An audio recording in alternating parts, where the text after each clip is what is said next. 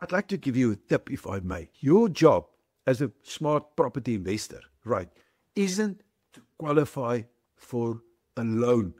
Most people think that this is their job. They have to qualify for a loan and then they can buy a property.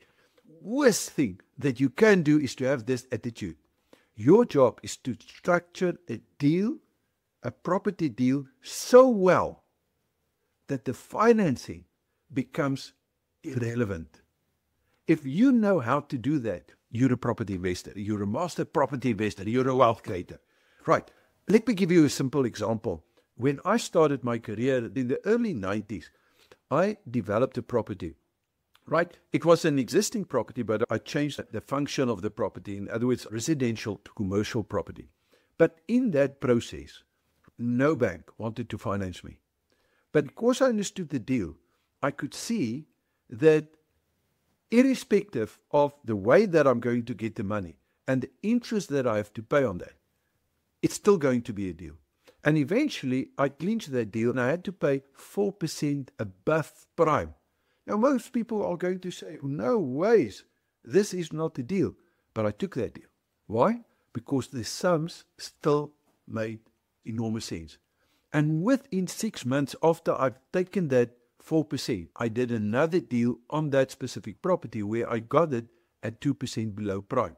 But I first had to establish and I first had to prove that this deal was really a deal because the banks could not see that. And this is what I'm trying to get over to you, that your job is to structure the deal so well that the financing becomes totally irrelevant. And if you know how to structure that deal, you'll always find the money. This is what we show people in the property mentoring course. Right. Now, let's look perhaps, because I'm here to add value, at one or two different options in terms of how you can get money if you want to buy a property. The first one, by now you know, is a traditional bond. You go to the bank. If you're a first-time homeowner and you buy in the vicinity of R1 million and you are credit worthy, the banks are going to give you the money and even more money than what you need, right? So they will go not only on 100% bond, but they can go as high as 110%. But the problem with this is if you do it the conventional way, then I can tell you that you are busy not protecting your future and you are taking huge risk, right?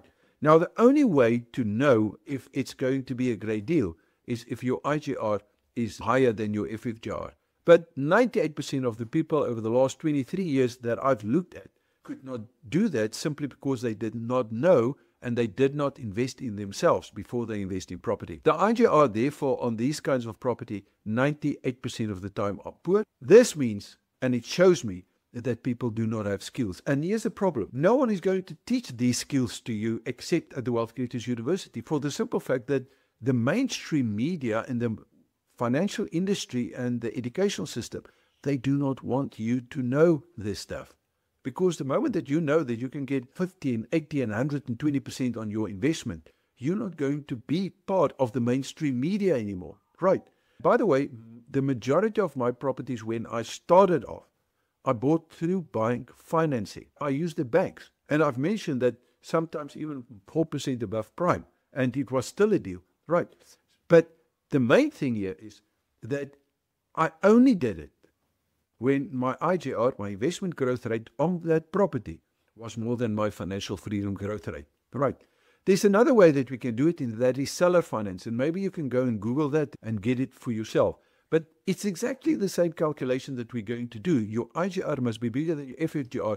Just because you can get seller financing doesn't mean that it's going to be a great deal. For most people, it will never be a great deal. So the risk remains extremely high and the protection is extremely low if you do not know what you're doing. And therefore, although there's a lot more flexibility when it comes to that, you still need to know how to do the sums and what you can and what you can't do. And one of the things that I can tell you, even if you're a seller or a buyer trying to use a seller financing, make sure that you get the right and professional people to help you to draw up the contract and that you know exactly what you let yourself in. before you actually sign that contract. Another advantage that you may have, certain circumstances, depending on the contract and depending on who helped you, is you can delay transfer duties. But for most people, it's not a big problem, especially when they start. But it is possible, and I've bought properties by using this method with delayed transfers. Right. Also, maybe you don't need to put in any upfront money. And by using this, you can become very creative. And I've done this later on in my career many, many times. And I'm still doing it, by the way. Right. Another option that you may have is the so-called rent to buy. And again, this, just because you can rent to buy, which 99% of the time, maybe 99.9% of the time, is not going to work out, because the seller is normally a developer, or he knows how to do the calculations. There's even firms that specializes into this. Your IGR is not going to be bigger than your FFGR. But there may be the exception. There's always an exception, especially if you find a person, the right, let's call it seller. And by the way, in the 7 laws of a property investor, I'm showing you also how to find motivated sellers and where to find them, because it's part of the control that you're going to have.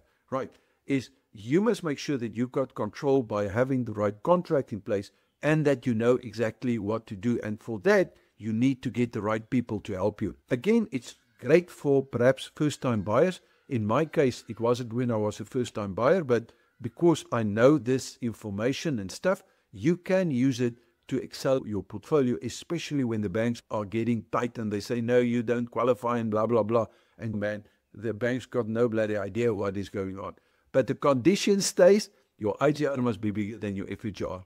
The last one that I'm going to touch on quickly is partnerships. Now, we should be very careful for partnership, because if the partner goes bankrupt and it's a real true partnership, then you've got a serious problem and they can take control over that full asset, even if you've paid half of it already. So there are better ways than partnerships. But when I'm talking in terms of partnerships, and let's make it a little bit broader. You can do it, for example, in a company, and you can do it even in a trust. So there are different ways where we say, this is my partner, but it's protected by a legal entity and a legal structure.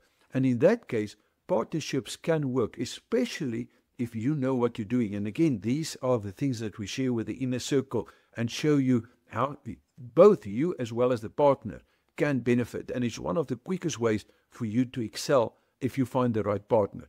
But again, it's only when your IGR is bigger than your FFGR. Can you see that I can't stress this enough? Because 98% of the time that I'm dealing with people as a mentor and I see what they are doing, because all of this knowledge accumulates and it forms like a database. So that gives me the right to say that I can very, very quickly, within 5 minutes, tell you if this deal or this structure is going to work or if it's not going to work, or what you need to be looking out for. So this risk with a partner, if you do not structure that deal in the right entity, can cause a lot of harm to you, right? So there are ways to use partners where you can get everything for free. So please be careful for a normal partnership. And remember, when you and your wife are buying a property, right, and both of you are standing security, the spouses becomes partner, right? So maybe a tip, something to think about it, something to just put in the back of your mind to say, okay, I need to find out a little bit more about it.